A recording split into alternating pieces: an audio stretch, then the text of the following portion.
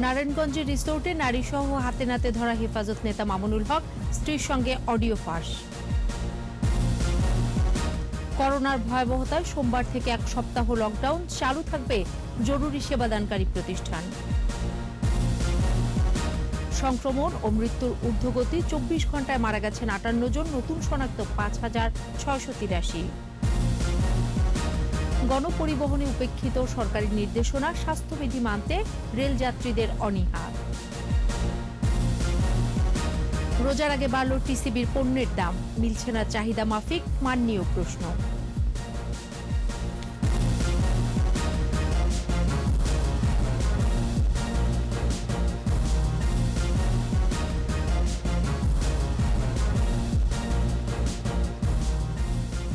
শুনছিলেন first security ইসলামী bank limited সংবাদ শিরোনাম। আমন্ত্রণ রাত 11টার 21 সংবাদে, সাথে আছি সোনিয়া স্নিগ্ধা। দর্শক, 21 টেলিভিশনের সংবাদ একই সাথে সরাসরি দেখতে পাবেন আমাদের ফেসবুক পেজ www.facebook.com/2124 অনলাইনে। Mega spider ceiling fan, mega বাতাসে শান্তির পরশ। এছাড়াও সংবাদে আরও থাকছে, মিয়ানমারে প্রাণ গেল আরও 5 বিক্ষোভকারীর, অনলাইনে সমালোচনার জন্য তারকাদের বিরুদ্ধে গ্রেফতারি পরোয়ানা।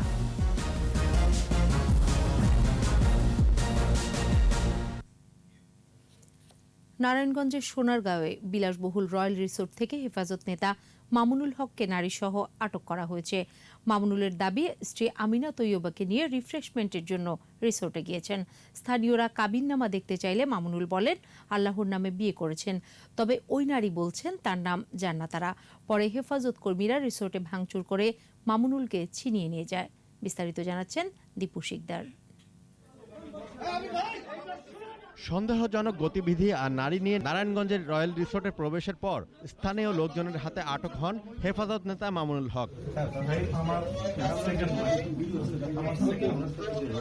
শনিবার বিকালে ওই রিসোর্ট থেকে মামুনুল হককে হাতে নাতে ধরে ফেলে এলাকাবাসী। পালিয়ে যাওয়ারও চেষ্টা করে মামুনুল। স্থানীয় লোকজনের সাথে ধস্তাধস্তি হয় তার।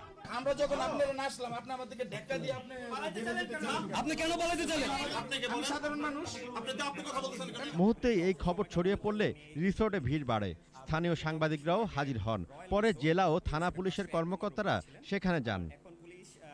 মামুনুল দাবি করেন রিফ্রেশমেন্টের জন্য দ্বিতীয় স্ত্রী আমিনা তৈয়বাকে নিয়ে রিসোর্টে গিয়েছেন তিনি। সোনাকে বেড়াতে আসছেন?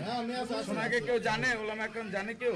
না, আমি তো আলেম ওলামাদের কাছ থেকে দেখা করে আসি না। হ্যাঁ, আমি আমার ওয়াইফ সহ এখানে রিফ্রেশমেন্টের জন্য সোনারগাঁও এসেছি। সোনারগাঁও জাদুঘর গাইছি, এখানে একটু বিশ্রাম করতেছি। স্থানীয়রা তার কাছে কাবিননামা দেখতে চায়। তখন কাবিননামার প্রসঙ্গটি এড়িয়ে অন্য কথা বলেন মামুনুল। আপনার কি প্রমাণ আছে? আমি শরীয়ত সম্মত বিয়ে করছি। প্রথম স্ত্রীর মত নিয়ে বিয়ে করেছেন কিনা জানতে চাইলে চুপ থাকেন হেফাজত এই নেতা। মামুনুল হক দ্বিতীয় স্ত্রীর নাম আমিনা তৈয়বা বললেও রিসোর্টের ওই নারী নিজেকে জান্নাতারা বলে পরিচয় দেয়। ওয়াইফের নাম কি? আমিনা তৈয়বা। আমিনা তৈয়বা। ওনাদের বাড়ি কোথায়? আপনার কাছে এত প্রশ্ন জবাব দেব না। আচ্ছা, আপনার নাম যেন কি বললেন? জান্নাতারা ঝর্ণা। একটু জোরে। আপনার বাবার নাম? ফরিয়া রহমান। বাড়ি কোথায়? ফরিদপুর। পরে সংঘবদ্ধ হয়ে রিসোর্ট ভাঙচুর করে মামুনুল হককে ছিনিয়ে নিয়ে যায় হেফাজত কর্মীরা। দীপু শিকদার, 21 টেলিভিশন, ঢাকা। এদিকে ঘটনার উত্তেজনার মাঝে স্ত্রীকে ফোন করেন হেফাজত নেতা মামুনুল হক। তাতে স্ত্রী বলেন কেউ কিছু জিজ্ঞেস করলে অন্য কথা বলতে। রিসোর্টের ওই নারী জনৈক শহীদুল ইসলামের স্ত্রী বলে স্ত্রীকে জানান মামুনুল। ওয়ালাইকুম আসসালাম ওয়া রাহমাতুল্লাহ। পুরো বিষয়টা তোমাকে আমি সামনে এসে বলবো। ওই মহিলা যে ছিল সাথে সে শহীদুল ইসলাম ভাইয়ের ওয়াইফ, বুঝছো? তো এটা নিয়ে একটা মানে ওখানে অবস্থা এরকম তৈরি হয়ে গেছে যে কথা বলা তারা ওখানে মানে ওরা কি করে ফেলছিল আমাকে, বুঝছো? আচ্ছা, বাসায় আছেন তো কথা যা বলার বলবো। না বলুম তো, তুমি বিষয়টা মানে অন্য কথা অন্যদেরকে বলতে হইব। পরিস্থিতিটা এরকম হয়ে গেছে এখন, এই জন্য তুমি আবার মাঝখান দিয়ে অন্য কিছু মনে করো না। তোমাকে কেউ জিজ্ঞেস করলে তুমি বললো যে হ্যাঁ আমি সব জানি, এরকম কিছু একটা বললো। ঠিক আছে। আচ্ছা, আসসালামু আলাইকুম। ওয়ালাইকুম আসসালাম। 5 এপ্রিল থেকে সারা দেশে এক সপ্তাহের লকডাউন ঘোষণা করেছে সরকার। করোনা পরিস্থিতির ভয়াবহতা বিবেচনা করে এই সিদ্ধান্ত নেওয়া হচ্ছে বলে জানিয়েছেন সড়ক পরিবহন ও সেতুমন্ত্রী ওবায়দুল কাদের। আর জনপ্রশাসন প্রতিমন্ত্রী ভিডিও বার্তায় জানিয়েছেন, লকডাউন চলাকালে স্বাস্থ্যবিধি মেনে জরুরি সেবা প্রতিষ্ঠান ও কলকারখানা খোলা থাকবে। বিস্তারিত জানাচ্ছেন আকবর হোসেন সুমন। সরকারি বাসভবন থেকে করোনা পরিস্থিতি ও সরকারের অবস্থান নিয়ে কথা বলেন সড়ক পরিবহন ও সেতুমন্ত্রী ওবায়দুল কাদের। মূল্যবৃদ্ধি ও মজুতদারি সংক্রমণের ভয়াবহতা তুলে ধরে তা নিয়ন্ত্রণে সোমবার থেকে এক সপ্তাহের লকডাউন ঘোষণার সিদ্ধান্তের কথা জানান তিনি। লাফিয়ে লাফিয়ে বাড়ছে সংক্রমণ ও মৃত্যুরা। বিরাজমান পরিস্থিতিতে শেখ হাসিনা সরকার আগামী সোমবার থেকে এক সপ্তাহ সারা বাংলাদেশে লকডাউনের সিদ্ধান্ত নিয়েছে। ভিডিও বার্তায় জনপ্রশাসন প্রতিমন্ত্রী জানান, লকডাউনে জরুরি সেবা প্রতিষ্ঠান ও কলকারখানা খোলা থাকবে শর্ত সাপেক্ষে। দ্রুত বেড়ে যাওয়া করোনা সংক্রমণ রোধ করার স্বার্থে সরকার সারা দেশে লকডাউনের সিদ্ধান্ত দিতে যাচ্ছে এক সপ্তাহের জন্য, এবং সেক্ষেত্রে লকডাউন চলাকালে শুধু জরুরি সেবা দেয় সে ধরনের প্রতিষ্ঠানগুলো খোলা থাকবে, আর শিল্প কলকারখানা খোলা থাকবে, যাতে করে শ্রমিকরা স্বাস্থ্যবিধি মেনে এবং বিভিন্ন শিফটিং এর মাধ্যমে তারা কলকারখানায় কাজ করতে পারে। এ প্রসঙ্গে ওবায়দুল কাদের পরিবহন সেবা ও স্বাস্থ্য সুরক্ষায় সরকারের দেওয়া নির্দেশনা মেনে চলার পরামর্শ দেন। যারা কথা দিয়ে কথা রাখেননি, দ্বিগুণ ভাড়া আদায় করছেন, বিশেষ করে দূরপাল্লায়, আমি পরিবহন মালিক শ্রমিকদের বলবো, দুর্ভোগের মধ্যে জনগণের দুর্ভোগ আর বাড়াবেন না। রমজানে বাজার সিন্ডিকেট অপতৎপরতা শুরু করলে তাদের বিরুদ্ধে ব্যবস্থা নেওয়ারও হুঁশিয়ারি দেন সেতুমন্ত্রী। বাজার অস্থির করা যে কোনো অপপ্রয়াস সরকার মেনে নেবে না। আকবর হোসেন সুমন, 21 টেলিভিশন, ঢাকা। করোনায় সংক্রমণ ও মৃত্যুর ঊর্ধ্বগতি অব্যাহত আছে। 24 ঘন্টায় 58 জনের মৃত্যু হয়েছে, যা এ পর্যন্ত তৃতীয় সর্বোচ্চ। নতুন শনাক্ত রোগীর সংখ্যা 5,683। এ পর্যন্ত 6,30,000 জনের সংক্রমণ শনাক্ত হলেও আর মৃতের সংখ্যা বেড়ে হয়েছে 9,213 জন। সপ্তাহের ব্যবধানে শনাক্ত বেড়েছে 66.54% এবং মৃত্যু 71.14%। বিস্তারিত জানাচ্ছেন স্মৃতি মণ্ডল। দিনে দিনে ভয়ঙ্কর হয়ে উঠছে করোনা, বাড়ছে সংক্রমণ ও মৃত্যু। স্বাস্থ্য অধিদপ্তরের বিশ্লেষণ অনুযায়ী সপ্তাহ ব্যবধানে নমুনা পরীক্ষা বেড়েছে 4.08%, শনাক্ত হার বেড়েছে 66.54%, মৃত্যু বেড়েছে 71.14% ও সুস্থতা বেড়েছে 66.54%। গত 24 ঘন্টায় মারা গেছে 58 জন, এর মধ্যে 34 জনই 60 ঊর্ধ্ব। ঢাকা বিভাগেই মারা গেছে 39 জন। গত বছরের 18 মার্চ থেকে এ পর্যন্ত মৃতের সংখ্যা বেড়ে দাঁড়িয়েছে 9,213। নতুন শনাক্ত 5,683, মোট শনাক্ত 6,30,277। একদিনে সুস্থ হয়েছে আরও 2,364 জন। করোনায় দৈনিক সংক্রমণ হার 23.15%, সুস্থতা 87.23 ও মৃত্যু হার 1.46%। শনাক্ত হার বেড়ে হয়েছে 13.26%। জনসংখ্যার ভিত্তিতে দেশে প্রতি 10 লাখে শনাক্ত 3,700 ও মৃত্যু 54। 24 ঘন্টায় বিভিন্ন বন্দরে স্ক্রিনিং করা হয়েছে 6,725 যাত্রীকে। আইসোলেশনে নেওয়া হয়েছে 480 জনকে এবং কোয়ারেন্টাইনে 1,275। স্মৃতি মণ্ডল, 21 টেলিভিশন, ঢাকা। করোনা মোকাবেলায় সরকারের নির্দেশনা মানা হচ্ছে না গণপরিবহনে। এক সিটে বসছেন 2 জন। অধিকাংশ চালক এবং যাত্রী ব্যবহার করছেন না মাস্ক। রয়েছে বাড়তি ভাড়া আদায়ের অভিযোগও। রেল স্টেশনে স্বাস্থ্যবিধি মেনে চলার ব্যবস্থা থাকলেও তা মানতে আগ্রহী নন যাত্রীরা। এদিকে লকডাউন ঘোষণার প্রেক্ষিতে 5 থেকে 11 এপ্রিল পর্যন্ত ট্রেন চলাচল বন্ধ ঘোষণা করা হয়েছে। বিস্তারিত আহমেদ বাবুর রিপোর্টে।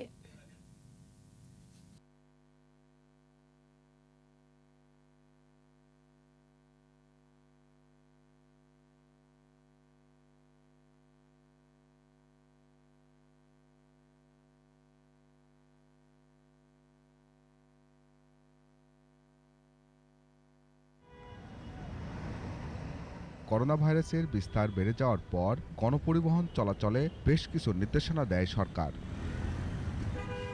কিন্তু চালক, হেলপার এবং যাত্রীরাও বিভিন্ন অজুহাতে ব্যবহার করছেন না মাস্ক। এক আসনে পাশাপাশি বসে আছেন দুই যাত্রী। গরম তো অনেক, শ্বাস বন্ধ হয়ে যায়। এখান থেকে শাহবাগের ভাড়া হলো 20 টাকা আগে, আর এখন রাখতেছে 40 টাকা। 40 টাকা যদি হইতে পারে, ভুলও বলতে পারে। সরকারের উচিত ছিল গাড়ি নামানো। দূরপাল্লার বাস কাউন্টারের টিকিট বিক্রেতা, চালক এবং সহকারীরাও সচেতন নয় স্বাস্থ্যবিধি নিয়ে। যাত্রীদেরও একই অবস্থা। যে ভাড়া বাড়ানো হয়েছে সেটাই নিচ্ছে। মাস্ক ব্যবহার করিনি, ভুল হয়েছে। কখনো গলায়, কখনো কানে ঝুলায় রাখতেছে। কমলাপুর রেল স্টেশনে যাত্রীদের সচেতন করার পাশাপাশি রয়েছে হ্যান্ড স্যানিটাইজার ও হাত ধোয়ার ব্যবস্থা। ছেটানো হচ্ছে জীবাণুনাশক। তবে ট্রেনের ভেতরের চিত্র ভিন্ন। স্বাস্থ্যবিধির তোয়াক্কা নেই যাত্রীদের মাঝে। এই চিত্র লোকাল ট্রেনের টিকিট কাউন্টারের। স্বাস্থ্যবিধি মেনেই চলো, তাহলে 3 ফুট দূরত্ব থাকতো। গরম লাগছে খুব একেবারে। না, এখন আপাতত বসছি আমরা ওখানে তো ডবল উঠছে। কর্তৃপক্ষ বলছে মাস্ক ছাড়া কাউকে স্টেশনে প্রবেশ করতে দেওয়া হচ্ছে না। তবে অনেক যাত্রী ট্রেনে চড়ার পর মাস্ক খুলে ফেলছেন। আমরা আরেক কথা হবো, আমাদের প্রশাসনিক যারা আছে আমরা সবাইকে বলেছি যে এখানে কঠোর ব্যবস্থা নেওয়ার জন্য। জোর আসনের কোনো টিকিট বিক্রি হচ্ছে না। 5 এপ্রিলের পর থেকে ট্রেনে কোনো অতিরিক্ত যাত্রী থাকবে না বলে জানিয়েছে রেলওয়ে কর্তৃপক্ষ। আহমদ বাবু, 21 টেলিভিশন, ঢাকা। বাজারে যখন দফায় দফায় নিত্যপণ্যের দাম বাড়ে, তখন সাধারণ মানুষের ভরসা টিসিবির পণ্য। বিশেষ করে রোজার মাসে সাধারণ ভোক্তাদের ভরসা টিসিবি। তবে এবার রোজার আগ মুহূর্তে টিসিবির পণ্যমূল্য বাড়ানো হয়েছে। আর চাহিদা অনুযায়ী পণ্য পাচ্ছেন না ক্রেতারা। কিছু পণ্যের মান নিয়ে রয়েছে অভিযোগ। সাইদুল ইসলামের রিপোর্ট। ন্যায্য মূল্যে কয়েকটি পণ্য বিক্রি করে trading corporation of Bangladesh TCB এবারও রমজানকে সামনে রেখে নিত্যপণ্যের মূল্য স্থিতিশীল রাখতে গত বৃহস্পতিবার থেকে সারা দেশে 5 শতাধিক ট্রাক নামিয়েছে টিসিবি। কিন্তু এবার শুরুতেই পণ্যের দাম বাড়ানো হয়েছে। সয়াবিন তেল প্রতি লিটার 10 টাকা বেড়ে 100 টাকা এবং চিনি, ডাল, ছোলা, পেঁয়াজ প্রতি কেজি 5 টাকা বাড়ানো হয়েছে। কিন্তু সরজমিনে দেখা যায় ক্রেতার চাহিদা মতো পণ্য কিনতে পারছেন না। অভিযোগ আছে সবগুলো পণ্য কিনলেই পণ্য দিচ্ছে ট্রাক থেকে। আমার সামনে 2টা লোকের আমরা তেল আর ডাল দিছে, কিন্তু আমি পেঁয়াজটা ছাড়া তো চাইছিলাম, আমার কিছু দেয় নাই। তেলের দাম বাড়াইছে, চিনি বাড়াইছে, ডাউল বাড়াইছে, সব জিনিসে তো এরা আপনার বাড়াই লাগছে 5 টাকা 10 টাকা করে।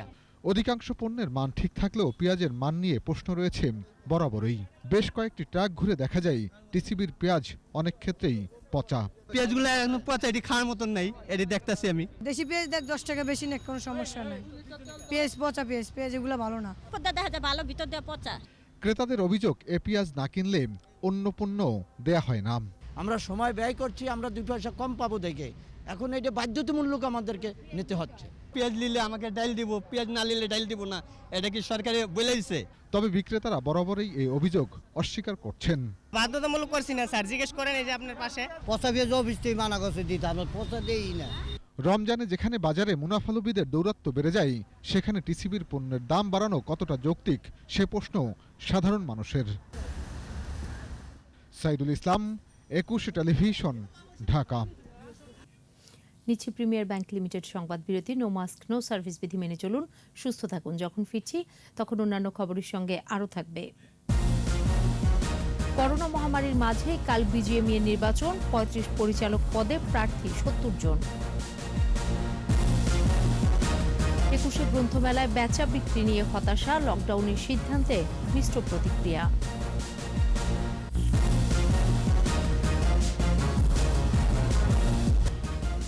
আবারও আমন্ত্রণ রাত 11টার 21 সংবাদে। করোনা মহামারীর মাঝে কাল তৈরি পোশাক প্রস্তুত ও রপ্তানিকারকদের সংগঠন বিজিএমইএ নির্বাচন সকাল 9টা থেকে সন্ধ্যা 6টা পর্যন্ত রাজধানীর হোটেল রেডিসন ব্লু এবং চট্টগ্রামের নিজস্ব আঞ্চলিক কার্যালয়ে ভোট গ্রহণ চলবে। সম্মিলিত পরিষদ ও ফোরাম প্যানেল থেকে 35 পরিচালক পদের জন্য লড়ছেন 70 জন। বিজয়ী পরিচালকরা পরে সভাপতি ও সহসভাপতি নির্বাচন করবেন। তৌহিদুর রহমানের রিপোর্ট। বিজিএমইর দ্বিবার্ষিক নির্বাচন, একদিন প্রচার চালিয়েছেন সম্মিলিত পরিষদ ও ফোরাম প্যানেলের প্রার্থীরা। ইশতেহার ঘোষণাসহ প্রচারে ব্যস্ত সময় কাটিয়েছেন 2 প্যানেল লিডার ফারুক হাসান এবং এবিএম শামসুদ্দিন। ঢাকা ও চট্টগ্রামের 35টি পরিচালক পদে 2 প্যানেলই 35 জন করে প্রার্থী দিয়েছে।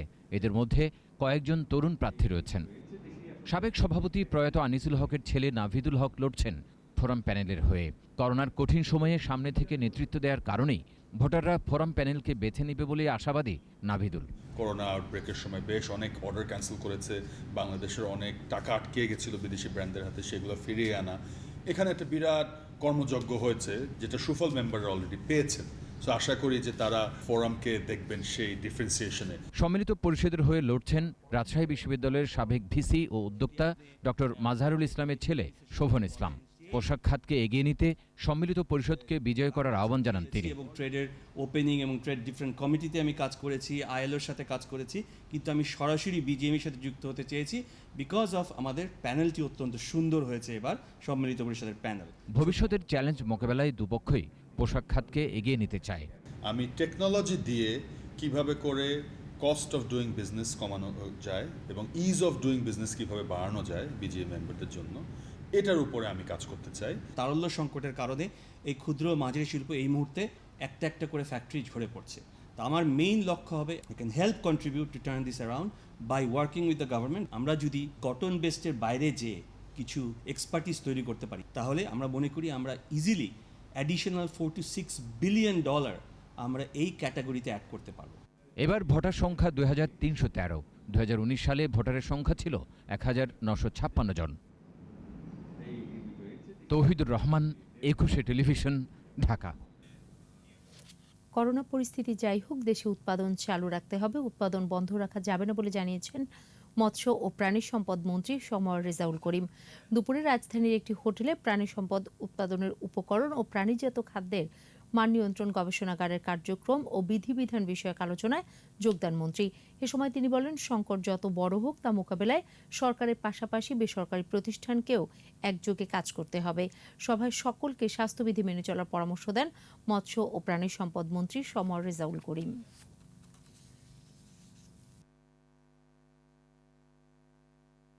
লকডাউনে যাচ্ছে ট্রু, কিন্তু এর ভিতর থেকে সীমিত পরিসরে কিন্তু আমাদের কাজ করতে হবে। আমাদের উৎপাদনকে অব্যাহত রাখতে হবে, আমাদের অফিসিয়াল ট্রানজেকশনকে অব্যাহত রাখতে হবে, আমাদের আদার সেক্টরে কাজ করতে হবে, আমাদের গবেষণাকে অব্যাহত রাখতে হবে। এভাবেই আমরা সকলে মিলে কিন্তু সামনের দিকে এগোতে হবে। না হলে আমাদের কিন্তু এত বিপন্ন অবস্থা হবে যে সেই বিপন্ন অবস্থার দায় কিন্তু আমরা কেউ নিতে পারবো না। করোনা সংক্রমণ রোধে নিষেধাজ্ঞা জারি করায় পর্যটক শূন্য হয়ে পড়েছে বিশ্বের দীর্ঘতম সমুদ্র সৈকত কক্সবাজার।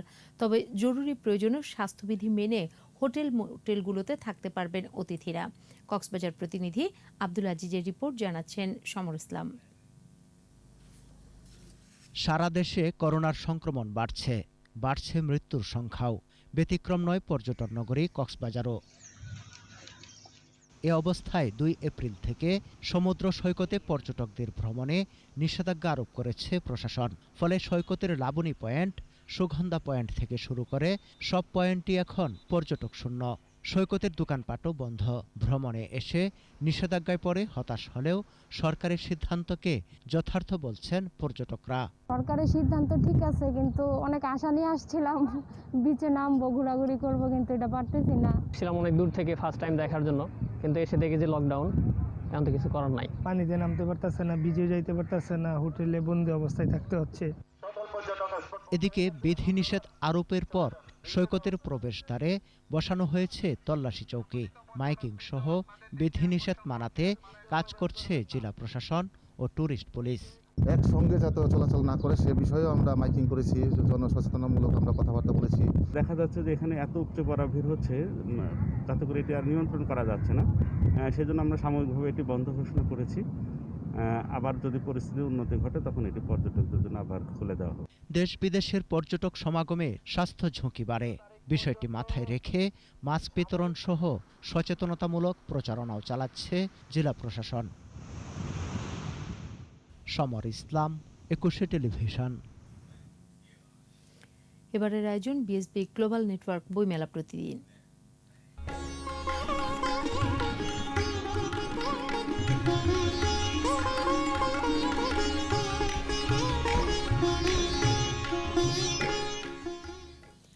লকডাউন ঘোষণার বিকেলেও জমজমাট গ্রন্থমেলা।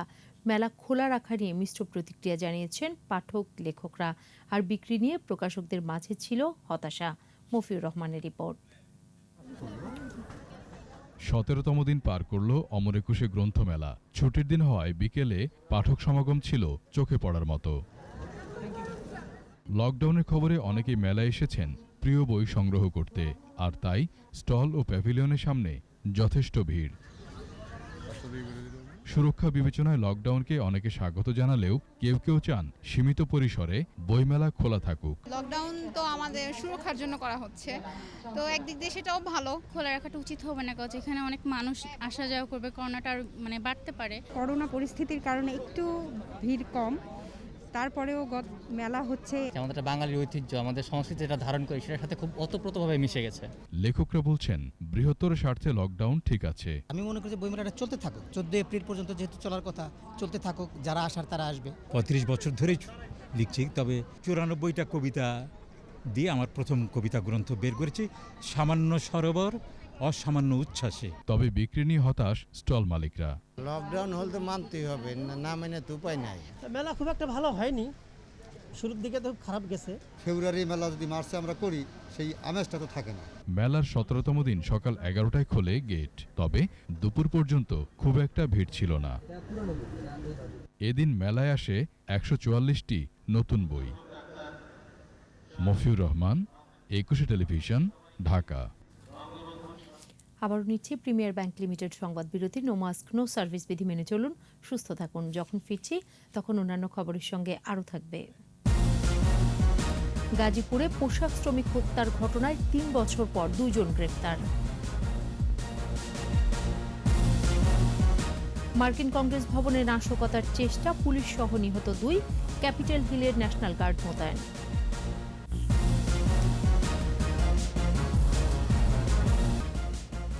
আমন্ত্রণ আবারও রাত 11টার 21 সংবাদে। গাজীপুরে অপহরণের পর হত্যার ঘটনায় 3 বছর পর 2 জনকে গ্রেফতার করেছে পিবিআই। বিকেলে গাজীপুরের পিবিআই কার্যালয়ে সংবাদ সম্মেলনে হত্যাকাণ্ডের তথ্য তুলে ধরেন পিবিআইয়ের জেলা ইউনিটের পুলিশ সুপার মোহাম্মদ মকসুদুর রহমান। 2019 সালের 8 মার্চ চান্দ্রা পল্লী বিদ্যুৎ এলাকা থেকে পোশাক শ্রমিক মৃণাল চন্দ্র বর্মন বাড়ির উদ্দেশ্যে রওনা হন। পরদিন সকালে ভিকটিমের মোবাইল থেকে অজ্ঞাতনামারা মৃণালের স্ত্রীকে ফোন করে 20,000 টাকা মুক্তিপণ দাবি করে। এ ঘটনায় 13 মার্চ কালিয়াকোট থানায় মামলা দায়ের করেন তার স্ত্রী। ঘটনার 3 বছর পর অপহরণকারী গাইবান্ধার আনোয়ারুল ইসলাম ও সাইদুর রহমানকে গ্রেফতার করে পিবিআই। তদন্তে হত্যাকারীরা স্বীকারোক্তি দেন মৃণালকে চেতনানাশক খাইয়ে সবকিছু ছিনিয়ে নিয়ে গাড়ি থেকে ফেলে দেয় তারা। একুশে টেলিভিশনের জামালপুর প্রতিনিধি আরিফ মাহমুদের দাফন সম্পন্ন হয়েছে। আজ বাদ এশা পাথালিয়ায় জানাজা শেষে পারিবারিক কবরস্থানে দাফন করা হয়েছে তাকে। স্বজনরা জানান দীর্ঘদিন থেকে তিনি নিউরো সমস্যায় ভুগছিলেন। গতকাল রাতে হঠাৎ অসুস্থ হয়ে পড়ায় তাকে হাসপাতালে ভর্তি করা হয়। পরে দুপুর 1টার দিকে তিনি মারা যান। তার মৃত্যুতে জামালপুরের সাংবাদিক মহলের শোকের ছায়া নেমে আসে। একুশে পরিবার তার অকাল মৃত্যুতে শোকাহত। তিনি স্ত্রী ও 2 কন্যা রেখে গেছেন।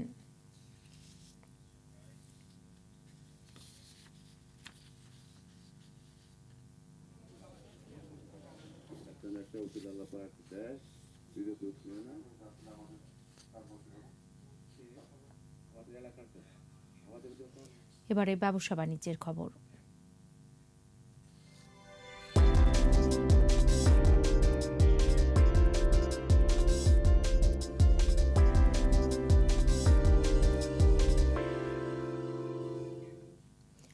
চীনের মতো বাংলাদেশেরও ডিজিটাল খাতে অপার সম্ভাবনা রয়েছে বলে জানিয়েছেন তথ্য ও প্রযুক্তি প্রতিমন্ত্রী জুনায়েদ আহমেদ পলক। বিকেলে ডিজিটাল ডিভাইস অ্যান্ড ইনোভেশন এক্সপোর সমাপনী অনুষ্ঠানে প্রতিমন্ত্রী আরও বলেন, বিদেশিরা এখন বিনিয়োগ করার ক্ষেত্রে বাংলাদেশকে সর্বোত্তম জায়গা হিসেবে বিবেচনা করছে। সময়ের সঙ্গে সঙ্গে বাংলাদেশে এই খাত আরও অনেক সফল হবে বলে মনে করেন প্রতিমন্ত্রী। অনুষ্ঠানে প্রধান অতিথি হিসেবে উপস্থিত ছিলেন শিল্পমন্ত্রী নুরুল মজিদ মাহমুদ হুমায়ুন।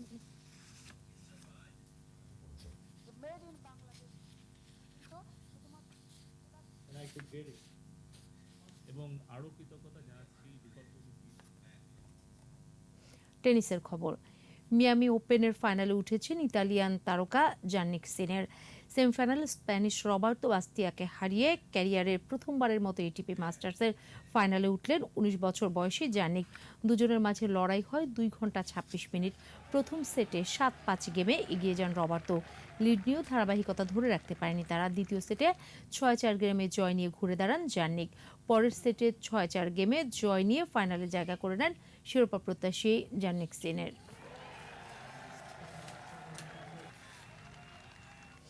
আর এর সাথে শেষ করছি রাত ১১টার ২১ সংবাদ। জাবার্গে ফার্স্ট সিকিউরিটি ইসলামী ব্যাংক লিমিটেড সংবাদ শিরোনামগুলো আরও একবার। নারায়ণগঞ্জের রিসোর্টে নারী সহ হাতে নাতে ধরা হেফাজত নেতা মামুনুল হক, স্ত্রীর সঙ্গে অডিও ফাঁস। করোনার ভয়াবহতায় সোমবার থেকে ১ সপ্তাহ লকডাউন, চালু থাকবে জরুরি সেবাদানকারী প্রতিষ্ঠান।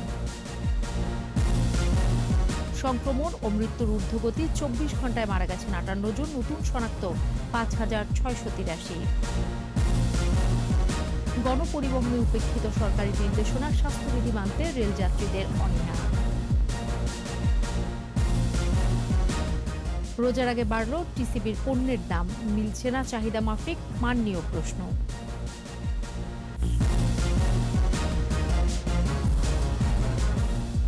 সর্বশেষ খবর জানতে ডায়াল করুন 2021 নম্বরে আর ভিজিট করুন ekushe-tv.com ওয়েবসাইটে। এছাড়া ফেসবুকে লগ অন করতে পারেন facebook.com/ekushe24 অনলাইনে। পরের সংবাদ রাত ১টায় দেখার আমন্ত্রণ রইল। স্বাস্থ্যবিধি মেনে চলুন, সুস্থ থাকুন।